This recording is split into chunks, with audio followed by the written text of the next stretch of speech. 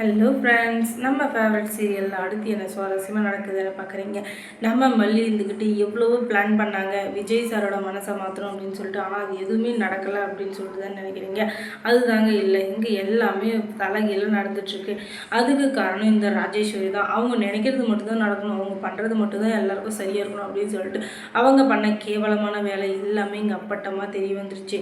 இதுக்கு மேலேயும் நம்ம விஜயும் சரி நம்ம மல்லியும் சரி யாராலையும் ஏமாற்றவே முடியாது. ஏன்னா அந்த அளவுக்கு ஒரு இக்கட்டான சூழ்நிலைக்கு இந்த ராஜேஸ்வரி தள்ளப்பட்டிருக்காங்க. அதுக்கு காரணம் அவங்களே தான். யாரோ ஒருத்தர் கால் பண்ணி நம்ம ராஜேஸ்வரி கிட்ட சும்மாவே வம்பிழுத்துருக்காங்க. காலங்களில் நம்ம விஜய் வேலைக்கு கிளம்புற நேரமாக பார்த்து அந்த நேரம் பார்த்து விஜய் வர இவங்க எல்லா உண்மையும் வளர அது எல்லாத்தையும் கேட்டுக்கிறாரு. உடனே கீழே வந்து உனக்கு எப்படிக்கா இதுக்கெல்லாம் மனசு வந்தது? இத்தனை நாள் நீ எல்லா வலியும் தூக்கி தூக்கி மல்லி மேலே போட்டால் இது எல்லாமே நான் கண்ணை முடிட்டு நம்பினேன், மல்லி தான் தப்பான ஆள் அப்படின்னு சொல்லிட்டு. ஆனால் இப்போ தான் எனக்கு எல்லா உண்மையும் தெரிய வருது, நீ தான் தப்பான ஆள் அப்படின்னு சொல்லிட்டு. உனக்கு எப்படி மனசு வந்துச்சுன்னு எனக்கு தெரியல. எப்போ பார்த்தாலும் தம்பி தம்பின்னு சொல்லிட்டு என் காலையும் சுற்றி வர்ற மாதிரி என்னை வந்து ரொம்ப ஆசையாக பார்த்துக்கிற மாதிரி பேசுது. ஆனால் இப்போ எங்கே போச்சு உன்னுடைய பாசம் நேசம் எல்லாம் தான்? டேய் அடங்கடா, என்னைக்கிடா உனக்கு நல்லது வர்றேன்னு சொன்னேன். நான் எப்போவுமே இதே மாதிரி தான் இருக்கேன். நீ தப்பாக புரிஞ்சுக்கிட்டா அதுக்கு நான் பொறுப்பு கிடையாது சரியா? நான் ஃபஸ்ட்டு இந்த வீட்டுக்கு வந்தது எதுக்காக நினச்சிக்கிறேன், ஒரு தம்பி இருக்கான், தம்பியோட பொண்ணு இருக்குது, அவளை பார்த்துக்கலாம் நான் வந்தேன். அதெல்லாம் கிடையவே கிடையாது.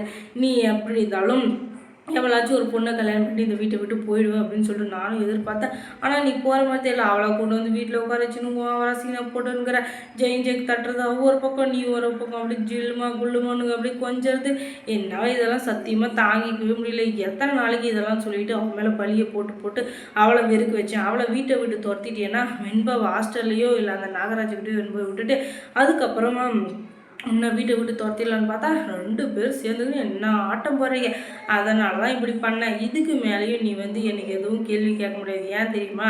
நான் தான் ராஜா, நானே ராணி, எனக்கு எல்லாமே நானே தான். மந்திரி முந்திரி இந்த மாதிரி யாராச்சும் வந்தால் அப்படியே பிடிச்சி தின்னுருவோம் பார்த்துக்கோ. அந்த அளவுக்கு எனக்கு கோபம் இருக்குது. ஆனால் இத்தனை நாளும் நான் இந்த வீட்டு வச்சுருந்தது என் பெரிய விஷயம். இதுக்கு மேலேயும் நீ இருக்கவே முடியாது. எல்லா டாக்குமெண்ட்ஸ்லையும் என் பேரே வந்துருச்சு. இதுக்கு மேலே உன்னால் எதுவும் பண்ண முடியாது. தயவு செஞ்சு நீ வெளியே போயிட்டேன்னா நல்லது அப்படின்னு சொல்லிட்டு சொல்ல அந்த நேரம் பார்த்து நம்ம விஜய்க்கு ஆதரவாக அந்த இவர் அரவிந்த் இருக்காரு, அவரும் மல்லியும் வராங்க. வந்து எல்லா டாக்குமெண்ட்ஸையும் காட்டுறாங்க. இது எல்லாமே தப்பான ஐடி. இது எல்லாத்துக்கும் காரணம் ராஜேஸ்வரி தான். அவங்கள தான் போலீஸ் பிடிச்சிட்டு போகணும். ஏன்னா இது எல்லாமே மோசடி கேஸில் வரும். ஒருத்தருடைய அனுமதி இல்லாமல் அவருடைய கேஸ் ஃபைல் எல்லாத்தையுமே அவங்க பேர்லேருந்து இவங்க பேருக்கு மாற்றுறது, அதுவும் இல்லாமல் ஆஃபீஸ் ஃபைல் எல்லாத்துலேயும் இவங்க பேரை மாற்றுறது எல்லாமே ரொம்ப தப்பான விஷயம். அதுவும் இல்லாமல் சிசிடிவி கேமராவிலேயே ரெக்கார்ட் ஆகிருக்கு. அந்த குணசேகரன் தான் நம்மளுடைய விஜய் சாப்பிட்ற சாப்பாட்டில் வந்து ஆல்கஹாலை கலந்துருக்காரு அப்படின்றது எல்லாமே தெரிய வந்துருச்சு. இதுக்கு மேலே யாரும் ஏமாற்ற முடியாது. அது எல்லாருக்குமே தெரிஞ்சிச்சு. ஆனாலும் இந்த மரமண்டை இருக்கே இந்த ராஜேஸ்வரி, அவளுக்கு அது புரியவே இல்லைன்னு நினைக்கிறேன். ஏன்னா மறுபடியும் அரைச்சமாகவே அரைச்சின்கிறா.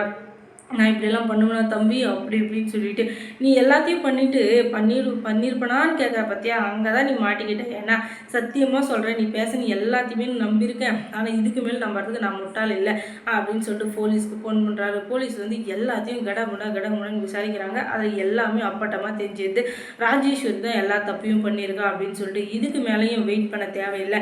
இவளை கொண்டு போய் ஜெயிலில் அடைங்க, முதல்ல கஸ்டடியில் வச்சு இவகிட்ட இருந்து எல்லா விஷயத்தையும் கறக்கணும். இவ்வளோதான் பண்ணியிருக்கலாம், இன்னும் கேவலமான வேலையாக பண்ணியிருக்கலாம் அப்படின்றத தெரிஞ்சுக்கணும். அதுக்கப்புறம் தான் நம்ம ஆக்ஷன் எடுக்க முடியும் அப்படின்னு சொல்லிட்டு நம்ம இன்ஸ்பெக்டர் எடுத்துக்கிட்டு அவளை தரன்னு கழுத்தை பிடிச்சி இழுத்துன்னு போகிறாங்க.